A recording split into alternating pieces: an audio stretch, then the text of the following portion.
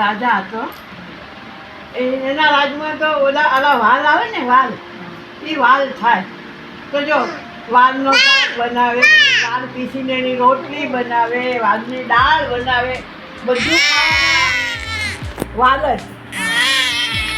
તો એને એક વખત વિચાર કર્યો કે સારો વાલ ખાઈ ખાઈને આખો દી આ જ ખાવાનું રોજ 3 ટાઈમ કંઈક ખાવાનું અલગ મન આની જેમ કિચનની જેમ હશે ભડભડીઓ મોટાનો તેને ખાવાનું મન થયું. લાવ મારી બહેનના ઘરે ના વિચાર કર્યો હું ક્યાં મહેમાન થાવ, ક્યાંક મહેમાન થઈએ આપણે તો મહેમાનને સારું સારું ખવડાવે એમ કે તો હું મહેમાન થાવ. પછી વિચાર કરે કે મારી બહેન આમ આઘા દેશમાં છે, બહારગામ, ત્યાં હું જાઉં મારી બહેન પાસે, એ બહારગામ છે કે તો છે ને અને એની બહેનને જ્યાં દેશમાં દીધી હતી ને ત્યાં છે ને વાલ મળતા નહીં.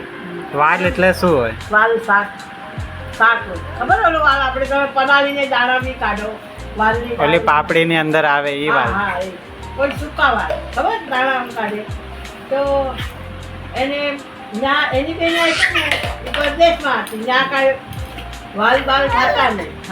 અને કોઈ મહેમાન આવે તો એ લોકો આમ મોંઘી વસ્તુ મોંઘું બહુ તો મારા ભાઈને સારું સારું ખવડાવું એને.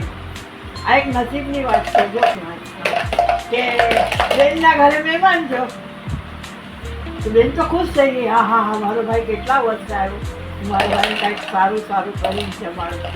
એ તો વાર લઈ આવી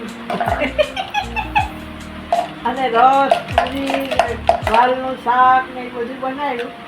પછી ભાઈને જમવા બેસાડ્યો તો જમવાનું પીસ્યું તો ભાઈને વાલ પીધા તો ભાઈ કે મારા ભાઈનો વાલ જ છે, અહીંયા આવીને બી મારે વાલ જ ખાવાના. આવું મારું નસીબ કે બેનના ઘરે મહેમાન છે તો કંઈક સારું સારું ખાવાનું તો અહીંયા મારા ભાઈમાં વાલ આવે. તો એના ઘરે શું વાલ જ બનતા હતા પહેલા? એના ઘરે વાલ જ હતા, એના ખેતરમાં વાલ જ ઉગે. આપણે દેશમાં કેમ બાજરો ઉગે, તમારે ચોખા ઉગે તો વધારે શું ચોખા બને.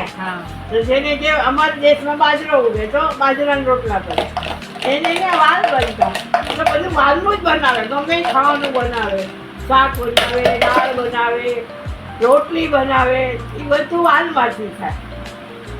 એટલે આ એક નસીબની વાત છે કે તમારા નસીબમાં જે વસ્તુ છે ને એ તમે બહાર ગાંવ દૂર બી જાશો ને તો તમને ત્યાં ખાવા એ જ મળશે. જેમ તમને ખબર આપણે લોકો નાસિક જતા હતા તો આપણે સવારે શું ખાધું છે? પૌવા ખાધા. હે તો આપણે ફઈના ઘરે મહેમાન થયા, ફઈના ઘરે મહેમાન થયા તો આપણને એમ કે કંઈક સારો નાસ્તો મળશે તો આપણને ત્યાં શું નાસ્તો મળ્યો? પૌવા જ મળ્યા. આપણા નસીબમાં પૌવા જ હતા.